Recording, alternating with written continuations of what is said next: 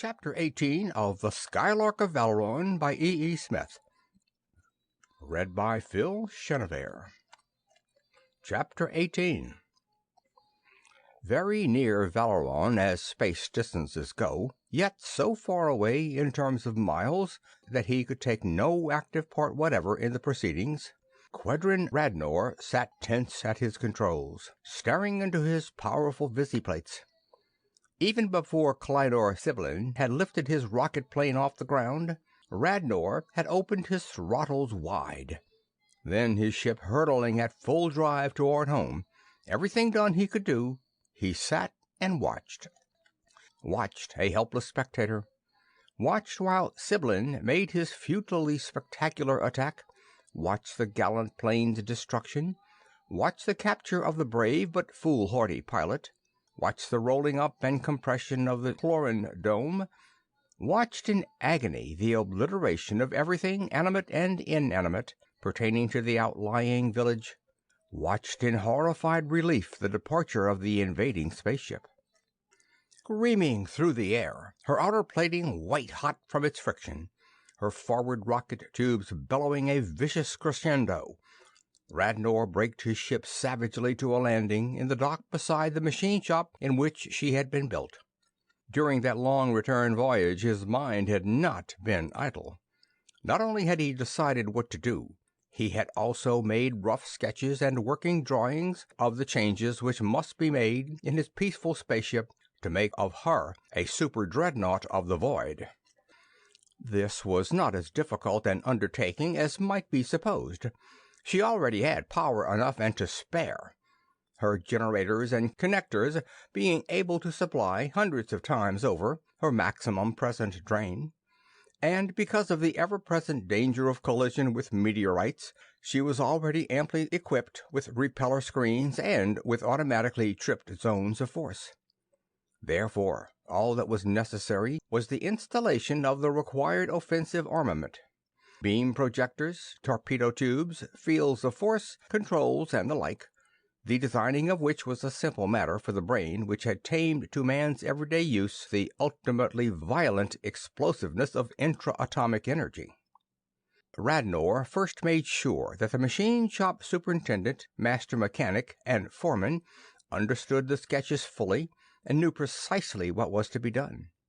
Then, confident that the new projectors would project, and that the as yet non-existent oxygen bombs would explode with their theoretical violence, he hurried to the office of the Bordial. Already gathered there was a portentous group. Besides the coordinator, there were scientists, engineers, architects, and beam specialists, as well as artists, teachers, and philosophers. "Greetings, Quedrin Radnor," began the Bordial. "Your plan for the defense of Valeron has been adopted, with a few minor alterations and additions suggested by other technical experts. It has been decided, however, that your proposed punitive visit to Clora cannot be approved. As matters now stand, it can be only an expedition of retaliation and vengeance, and as such can in no wise advance our cause." "Very well, old Bordial. It is—" Radnor, trained from infancy in cooperation, was accepting the group decision as a matter of course when he was interrupted by an emergency call from his own laboratory.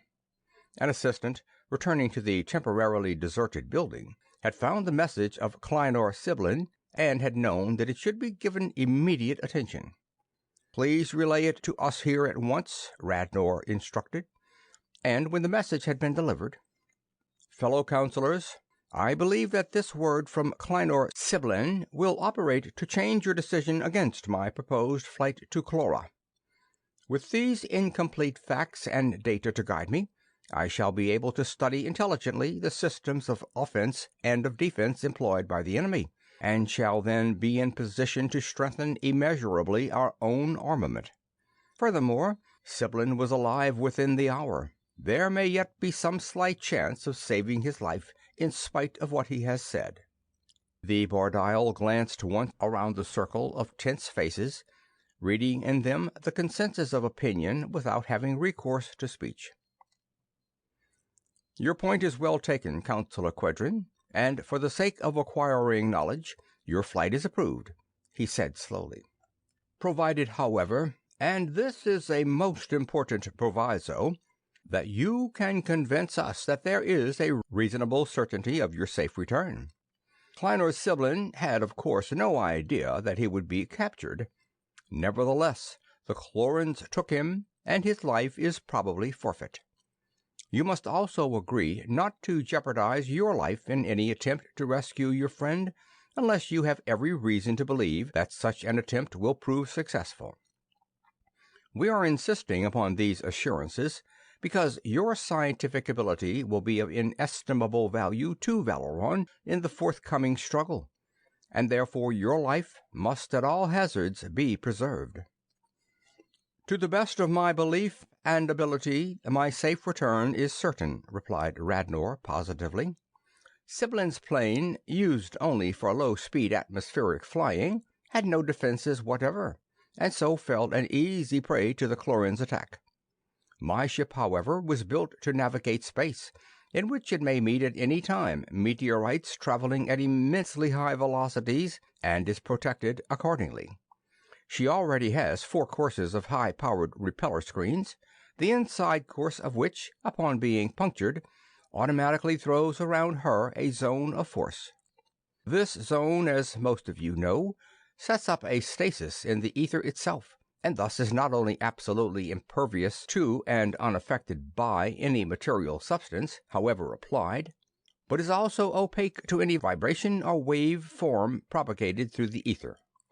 In addition to these defenses, I am now installing screens capable of neutralizing any offensive force with which I am familiar, as well as certain other armaments, the plans of all of which are already in your possession, to be employed in the general defense. I also agree to your second condition." "Such being the case, your expedition is approved," the Bardile said, and Radnor made his way back to the machine shop. His first care was to tap Siblin's beam, but his call elicited no response. Those ultra instruments were then lying neglected in a corner of an air-filled room upon far Clora, where the almost soundless voice of the tiny receiver went unheard. Setting upon his receiver a relay alarm to inform him of any communication from Siblin, Radnor joined the force of men who were smoothly and efficiently re-equipping his vessel. In a short time the alterations were done, and, armed now to the teeth with vibratory and with solid and gaseous destruction, he lifted his warship into the air, grimly determined to take the war into the territory of the enemy. He approached the inimical planet cautiously, knowing that their cities would not be undefended as were those of his own world, and fearing that they might have alarms and detector screens of which he could know nothing. Poised high above the outermost layer of that noxious atmosphere, he studied for a long time every visible feature of the world before him. In his survey he employed an ordinary, old-fashioned telescope instead of his infinitely more powerful and maneuverable visirays, because the use of the purely optical instrument obviated the necessity of sending out forces which the Chlorins might be able to detect. He found the diamond-shaped ocean and the elliptical lake without difficulty, and placed his vessel with care. He then cut off his every betraying force, and his ship plunged downward, falling freely under the influence of gravity. Directly over the city, Radnor actuated his braking rockets, and as they burst into their staccato thunder, his hands fairly flashed over his controls. Almost simultaneously he scattered broadcast his cargo of bombs, threw out a vast hemisphere of force to confine the gas they would release, activated his spy ray, and cut in the generators of his awful offensive beams. The bombs were simply large flasks of metal, so built as to shatter upon impact, and they contained only oxygen under pressure. But what a pressure! 5,000 Valeronian atmospheres those flasks contained, well over 75,000 pounds to the square inch in our ordinary terms. That pressure was one handled upon Earth only in high-pressure laboratories. spreading widely to cover almost the whole circle of the city's expanse. Those terrific canisters hurtled to ground and exploded with all the devastating might of the high explosive shells which in effect they were. But the havoc they wrought as demolition bombs was neither their only nor their greatest damage. The 75 million cubic feet of free oxygen, driven downward and prevented from escaping into the open atmosphere by Radnor's forces, quickly diffused into a killing concentration throughout the Cloran city, save inside that one upstanding dome. Almost everywhere else throughout the city, the natives died exactly as had died the people of the Valeronian village in the strangling chlorine of the invaders, for oxygen is as lethal to that amoebic race as is their noxious halogen to us. Long before the bombs reached the ground, Radnor was probing with his spy ray at the great central dome from within which Plynor Siblin's message had in part been sent. But now he could not get through it. Either they had detected Siblin's beam and blocked that entire communication band, or else they had already put up additional barriers around their headquarters against his attack, quickly though he had acted.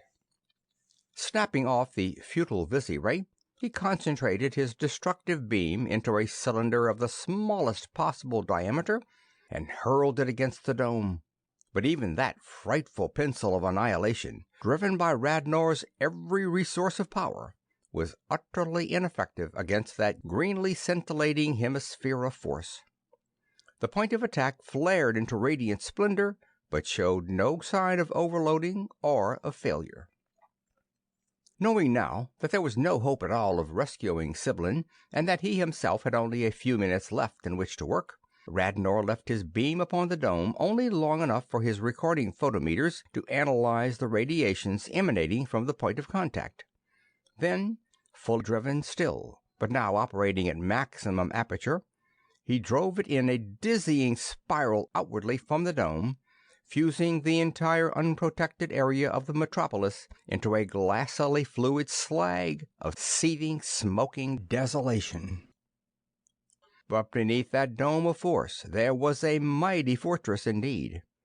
It is true that her offensive weapons had not seen active service for many years, not since the last rebellion of the slaves had been crushed. It is also true that the Cloran officers whose duty it was to operate those weapons had been caught napping, as thoroughly surprised at that fierce counterattack as would be a group of earthly hunters were the lowly rabbits to turn upon them with repeating rifles in their furry paws. But it did not take long for those officers to tune in their offensive armament, and that armament was driven by no such puny engines as Radnor's spaceship bore.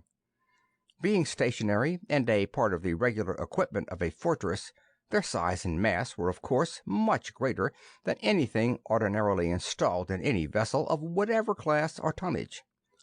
Also, in addition to being superior in size and number, the Cloran generators were considerably more efficient in the conversion and utilization of interatomic energy than were any then known to the science of Valeron. Therefore, as Radnor had rather more than expected, he was not long allowed to wreak his will. From the dome there reached out slowly, almost caressingly, a huge arm of force incredible, at whose first blighting touch his first or outer screen simply vanished, flared through the visible spectrum and went down, all in the veriest twinkling of an eye. That first screen, although weakest by far of the four, had never even radiated under the heaviest test loads that Radnor had been able to put upon it. Now he sat at his instruments, tense but intensely analytical, watching with bated breath as that titanic beam crashed through his second screen and tore madly at his third. Well it was for Valeron that day that Radnor had armed and powered his vessel to withstand not only whatever forces he expected her to meet, but had, with the true scientific spirit, and in so far as he was able, provided against any conceivable emergency. Thus the first screen was, as has been said, sufficiently powerful to cope with anything the vessel was apt to encounter. Nevertheless, the power of the other defensive courses increased in geometrical progression, and as a final precaution, The fourth screen, in the almost unthinkable contingency of its being overloaded, threw on automatically in the moment of its failure an ultimately impenetrable zone of force. That scientific caution was now to save not only Radnor's life, but also the whole civilization of Valeron. For even that mighty fourth screen, employing in its generation as it did the unimaginable sum total of the power possible of production by the massed converters of the space flyer, failed to stop that awful thrust. It halted it for a few minutes in a blazingly, flamingly pyrotechnic display of incandescence indescribable, but as the Chlorins meshed in additional units of their stupendous power plant, it began to radiate higher and higher into the ultraviolet, and was certainly doomed. It failed, and in the instant of its going down actuated a zone of force, a complete stasis in the ether itself, through which no possible manifestation, either of matter or of energy in any form, could in any circumstances pass. Or could it? Radnor clenched his teeth and waited. Whether or not there was a sub-ether, something lying within and between the discrete particles which actually composed the ether, was a matter of theoretical controversy and of some academically scientific interest. But postulating the existence of such a medium, and even that of vibrations of such infinitely short period that they could be propagated therein, would it be even theoretically possible to heterodyne upon those waves of ordinary frequencies? And could those amorphous monstrosities be so highly advanced that they had reduced to practical application something that was as yet known to humanity only in the vaguest, most tenuous of hypotheses? Minute after minute passed, however, during which the Valeronian remained alive within an intact ship, which, he knew, was hurtling upward and away from Chlora at the absolute velocity of her inertia, unaffected by gravitation, and he began to smile in relief. Whatever might lie below the level of the ether, either of vibration or of substance, it was becoming evident that the Chlorins could no more handle it than could he. For half an hour Radnor allowed his craft to drift within her impenetrable shield. Then, knowing that he was well beyond atmosphere, he made sure that his screens were full out and released his zone. Instantly his screen sprang into a dazzling coruscant white under the combined attack of two spaceships which had been following him. This time, however, the Chlorin beams were stopped by the third screen. Either the enemy had not had time to measure accurately his power, or they had not considered such measurement worth while. They were now to pay dearly for not having gauged his strength. Radnor's beam, again a stabbing stiletto of pure energy, lashed out against the nearer vessel, and that luckless ship mounted no such generators as powered her parent fortress. That raging spear, driven as it was by all the power that Radnor had been able to pack into his cruiser, tore through screens and metal alike as though they had been so much paper, and in mere seconds what had once been a mighty spaceship was merely a cloud of drifting, expanding vapor. The furious shaft was then directed against the other enemy, but it was just too late. The canny amoebus in command had learned his lesson and had already snapped on his zone of force. Having learned many facts vital to the defense of Valeron, and knowing that his return homeward would now be unopposed, Radnor put on full touring acceleration and drove toward his native world. Motionless at his controls, face grim and hard, he devoted his entire mind to the problem of how Valeron could best wage the inevitable war of extinction against the implacable denizens of the monstrous interloping planet Chlora. End of chapter 18.